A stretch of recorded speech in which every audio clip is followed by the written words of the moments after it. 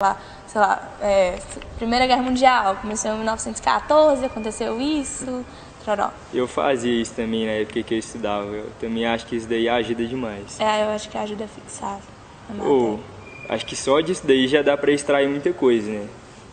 Quando você perceber aí, com certeza sua rotina é diferente da maioria das pessoas, né? Tinha coisas aí que você fazia que quase ninguém faz, então eu imagino que seja isso, possa ser que levou a ter esse resultado. Mas tem algumas coisas aqui que são algumas perguntas que o povo do curso sempre costuma fazer e eu queria te perguntar uma a uma aqui. Antes de tudo, como que você anotava? Que tem até, por exemplo, no curso aí os resumos de estudos, né? A boa parte dos resumos dos cadernos aí são da Nina e são muito organizados, mas como que você anotava? Tinha algum método de se anotar ou simplesmente anotando do jeito que o professor ia falando? Eu acho que isso varia muito do professor. Quando tem professor que gosta de seguir sequência de slide, eles falam muito rápido. Aí eu tentava, se eu conseguia os slides antes, eu imprimia, já levava para a aula e anotava tudo assim, meio que bagunçado do lado. E esse, por incrível que pareça, são as matérias com as quais eu tive mais organização nos cadernos, porque eu repassava tudo a limpo. Então, assim, meu caderno de história do ensino médio foi assim, eu até colava os slides. E no próprio repassar a limpo eu estudava.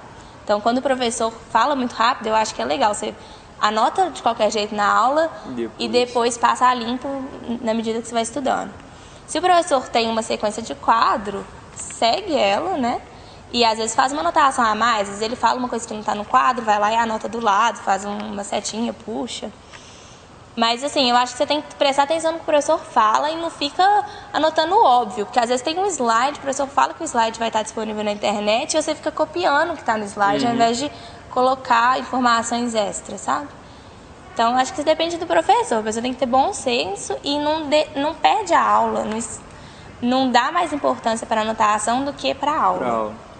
Concordo, Nina. E outra pergunta aqui fundamental é como que você anotava na aula? O que você fazia na aula? Assim, tinha uma coisa que você parava no meio da aula para revisar, simplesmente escutava? Porque você já explicou como que você anotava, mas durante a aula? Durante a aula eu anotava o básico do que o professor dava no quadro, às vezes não com as palavras dele, eu resumia um pouco e anotava essas informações extras. E depois da aula você tinha, por exemplo, você estuda hoje matemática e você revisa matemática. Tinha alguma coisa que você fazia assim, de estudar a mesma matéria da aula? Eu tentava fazer. Eu acho que isso para quem consegue é muito legal, você estudar o que você teve na aula, porque aí você fixa, né? Não fica aquele conhecimento que você aprendeu há 2 semanas atrás, aí você vai estudar. Então, principalmente as matérias mais difíceis eu acho legal. Mas eu tentava manter uma sequência. Então, se eu estava muito atrasada na matéria, eu não deixava de lado para ver o que o professor estava dando. Eu voltava e estudava. Não, bacana.